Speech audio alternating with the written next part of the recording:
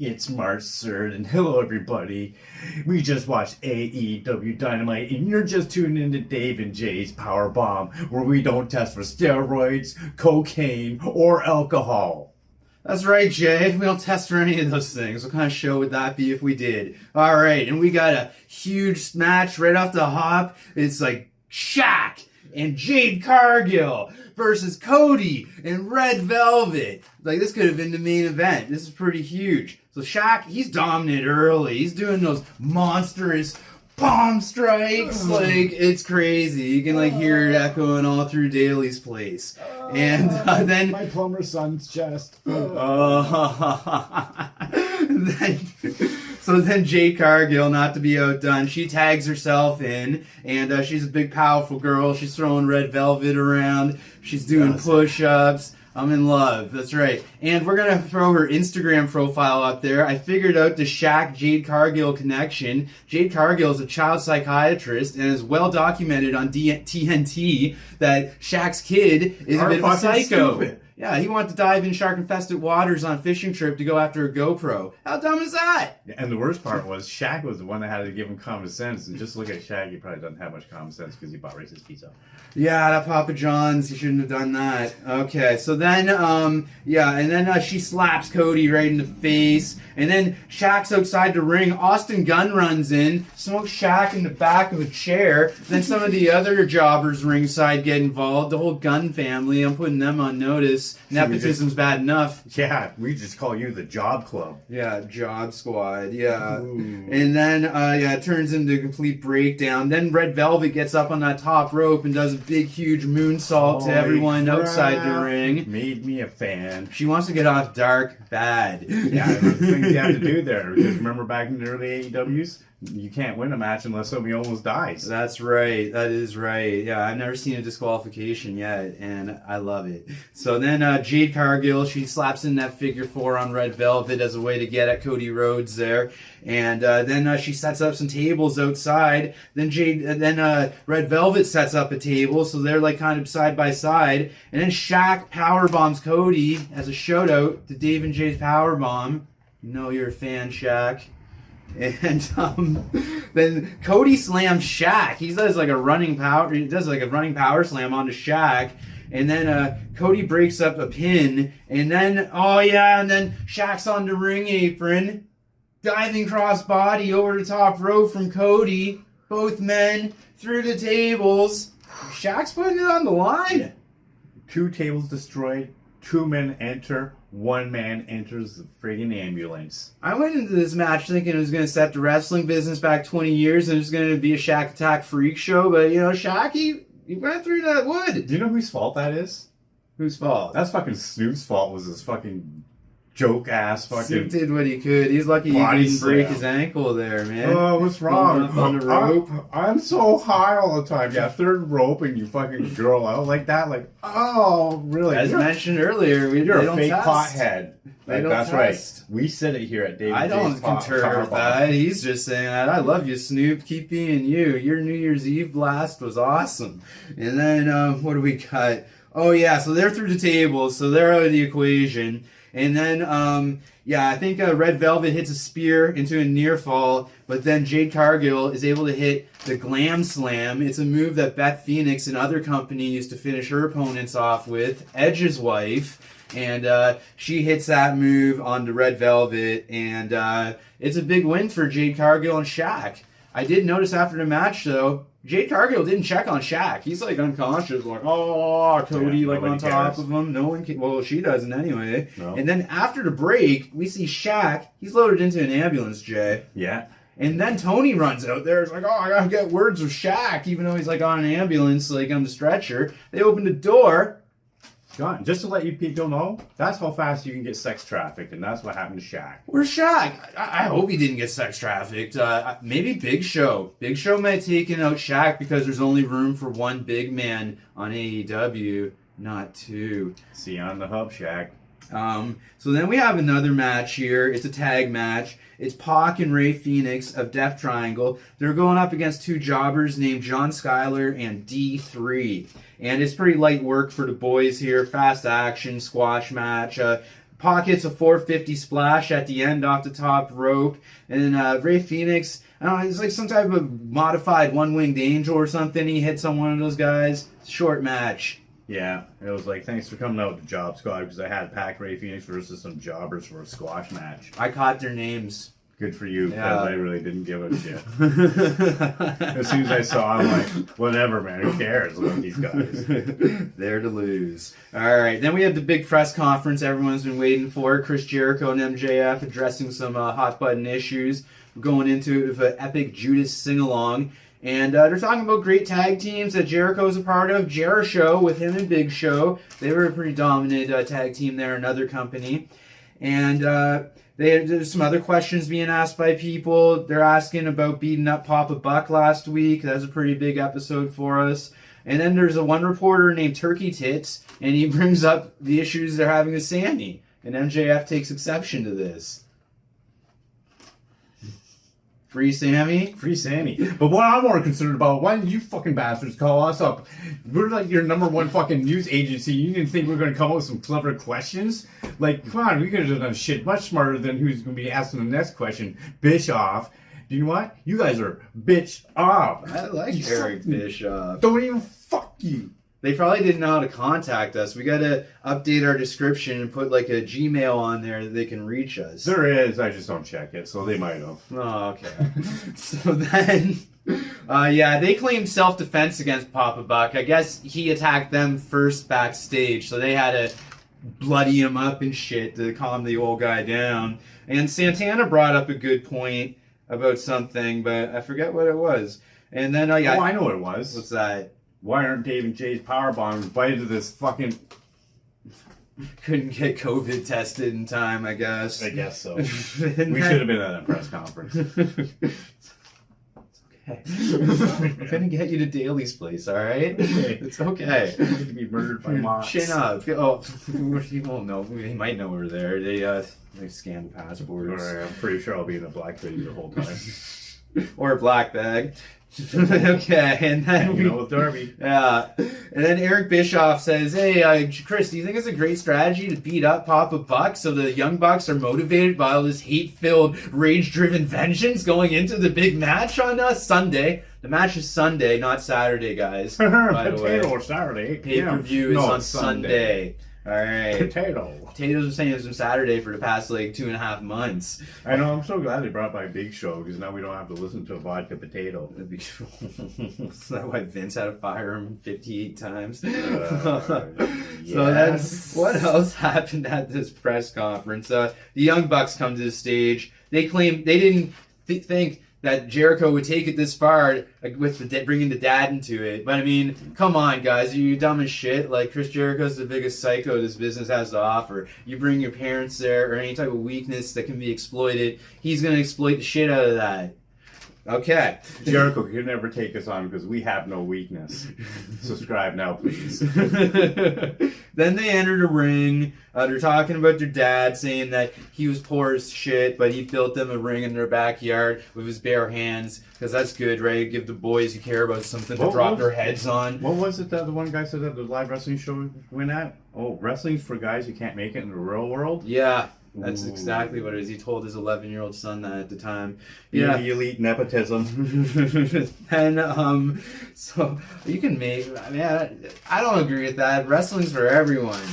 You can make it in the real world and still make it in wrestling.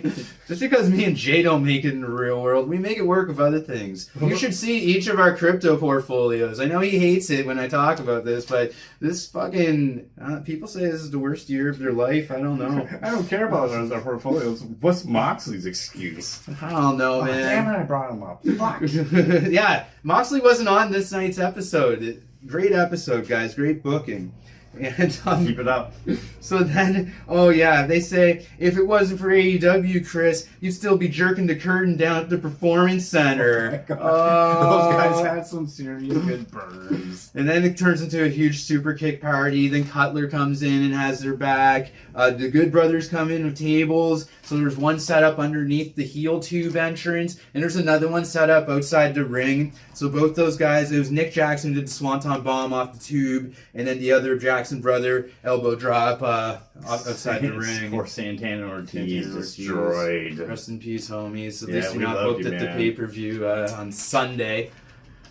Did I just do that? Viva la raza. Odele, que pasa, Holmes?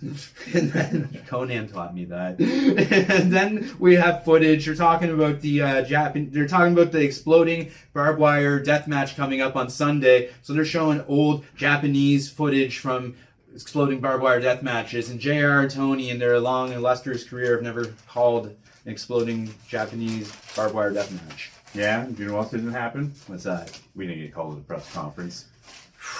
Okay, so then we have a anticipated 3-man tag match. Tully Anderson is in action tonight with FTR, and they're going against the Jurassic Express boys. And FTR and Tully are there with JJ Dillon of WCW fame. And then Tully's dominant early. He looks magnificent, by the way. He's got this robe on and jumpsuit and no cocaine. It was weird, but it looked good. And Tony was a little bit pissed off there. At the end. We'll talk about that later. Yeah, both, man. So then there's some highlights here. Jungle Boy has a series of those snare trap submission moves inside and outside the ring. Tully got past, JJ Dillon passes Tully his shoe, and that allows the bald FTR guy to nail a boot shot on one of the Jungle Express guys. Then Luchasaurus throws Marco into Tully, and then he grabs both those FTR guys and does a double German suplex, which is pretty impressive. Then one of them does a Hurricanrana into a slam. There's an outside swinging DDT on Luchasaurus, which took him out of the equation.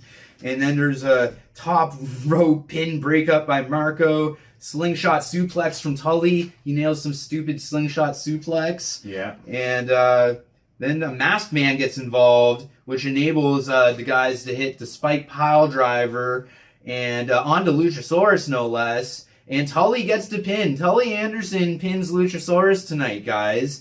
It's crazy. And who's underneath that mask and hood, Jay? Shawn Spears. Shawn Spears. And I got a new haircut. Yeah, he tied his hair blonde. Whatever. But Shawn Spears is good. Good to see him back. They're doing a new Four Horsemen, it seems like, as I throw up 3 fingers. But yeah, they're doing a new Four Horsemen, it seems like. Yeah, we're still looking for the real official 4th member. We wonder who that's going to be. Ric Flair, man. Yeah, Nate. Yeah, they're trying to bring in these fresh guys. So who's going to be the 4th one? Because you got FTR. Scorpio Sky's going to go heel and join the Four Horsemen. Oh man, it would even be better if Sammy freed himself and did that. So then Arn Anderson comes out after, and it seems like he's disapproving, but then he approves. He's like, Yeah. and then so we got it for life. And then we got a new show coming up, a new AEW show. They didn't give us a time or date. I was looking for it. And Big Show is going to be a color commentary along with Tony Schiavone. He's got a big scoop. They're going to be signing a new contract to some potential Hall of Famer. And Big Show knows, but he's not telling no one. Yeah, I have no Selfish. idea who, man. Like, who knows? Probably one of somebody from one of another Dustin's company kids or something. something. Yeah, I don't know. Cool super dude from Japan. Who knows? Super dude from Japan. All right, super dude from Japan. I like it. Okay. Okay, so then we have this women's championship eliminator tournament finals. And this is just like nothing to write home about, guys. We got Nyla Rose versus Ryo Mizunami, and I guess if you're not watching AEW Dark, you don't know who any of these people I was are. expecting him to fuck that up. I spelled it phonetically. Excellent, good call. And Nyla's got Vicky Guerrero with her, and Ryo is like a pantomime or something. It's real dumb. Like, I don't care about this match. It wasn't very feminine. There's an apron guillotine leg drop, which almost led to a count out. Nyla Rose almost got counted out. But then she hit that draping, diving knee drop. And then that other Asian chick was able to hit a German suplex on Nyla. And then she hit a top rope leg drop and was able to pin the Native Beast and move on to face Shida at the pay-per-view on Sunday. And this is just a huge step back for the women's division at large as far as I'm concerned. Like, who gives a shit about this match? It should be Britt as our champion right now, lying, cheating, and stealing her way to defending this title the whole time. Like, I don't... The women's division is expanding. This tournament was helping with the story, and I'm glad they're bringing over the Japanese girls. Even though Sakura Magic Girl lost the fucking tournament, who was my pick. Eat a dick. Okay. So then, what happened? Oh, yeah. Then Tony Schiavone is doing an in-ring interview with Sting for 8 weeks in a row. This never gets old. Okay. So then he's interrupted by Ricky Starks, and he's telling Sting, yeah, Stinger, you still got it. And they're like, whoa, this is weird. Starks is showing respect to his rival. And then, but he's like, you're no icon. Then he slaps Sting, and then Sting gets beat up by Sting. Sting beats up Ricky Starks, and then he's saved by Team Taz. Hook Taz gets involved, but then they're saved by Darby, and they clean house. Sunday. Great. All right. And then we have Sunday. We have but right now it's the Face of the Revolution ladder match qualifier match. We got Scorpio Sky doing color commentary. I don't know. I didn't like his color commentary. Who cares? He's got a podcast or web show and he tries to do recaps and highlights. But you know who's the number one highlight show? Us. Go to hell, Scorpio Sky. Yeah. Nepotism. Yeah. And then, so we got Platinum Max Caster, favorite of Jay and I's, versus number 10, coming out there to Dark Order, and that little kid they take orders from, -1. And, I don't know, Platinum Max Caster's calling out -1 in the freestyle during the entrance. Pretty cool. And then that kid's gonna be scarred when he's older. Like, those hip hop guys scarred me. At least he won't have to point on the doll and ask where he touched him. Where did cocaine addicted Tully touch you? That's what they asked Marco Stunt after they rescued him from duct tape and rope. Oh my god, I saw the video. And then so he goes for that top rope finishing elbow drop move, the Acclaim to Fame, misses it. But it doesn't matter because Jack Evans must have been hanging out underneath the ring the entire just time. Nodding off. Let's just do an Angelico dance for the fuck of it. Yeah. If they don't want to show it, we'll show it. And then he hits number 10 with the boombox from under the ring, and it's a pin. And then after the match, Matt Hardy's out there. He's got a yellow envelope that's written with $4,200 magic marker on it. Not very discreet. I guess he didn't want to get it confused with Tully Anderson's blow. And he's just trying to make sure he's trying to make Dark Order pay, but in the long run he's going to pay because he's just outnumbered. Dark Order's just guilty by affiliation. Like, he's feuding with Hangman Adam Page, who's not even a part of the Dark Order. But this leads... They're friends. That is true. And it leads into our main event. But before that, there was just some stupid backstage words from Miro regarding Charles. Who cares? Yeah, thanks God. We're just getting this over with. And it's Sunday. And then this leads into our main event, the tag match. It is John Silver and Hangman Adam Page join the Dark Order versus Matt Hardy and Money Mark Quinn. And we got one motivated Johnny's hungry because we just saw the screw over that Matt Hardy did. Now there's going to be some punishment. That's we love right. You, Johnny. And Johnny Hungy, he feels very safe with Hangman Adam Page around. They have a safety hug. But then Matt Hardy delivers the side effect onto the ring apron, onto John Silver. Probably hurt. And then Silver tags himself in, though, after and delivers a huge spear and a brainbuster suplex on one of those guys. And then they do the combo move that him and Reynolds usually do. Yeah, except with the buckshot lariat involved. Yeah, that was pretty sick. That was sick. I like that coordination. That John Silver always demands from his partners in a wrestling match. He's a pro. That led to the pin. Big win for the boys leading into the pay-per-view. Revolution Sunday. And but then it's not over yet, guys, because post-match microphone beat down by Hardy on Page. He's beating him down while talking shit on the microphone, and but then they're saved by the Dark Order. Oh, thank goodness. But then the entire locker room breaks in and goes in the ring, and it just gets crazy. -1's beside himself, with fear and astonishment on the stage. It looked like Matt Hardy was going to go after him for a bit. So too, he got man. so confused, he went through the face tunnel. Like, it was crazy. I'm like, what was going on? What is that all about? Nuts. Oh, crazy.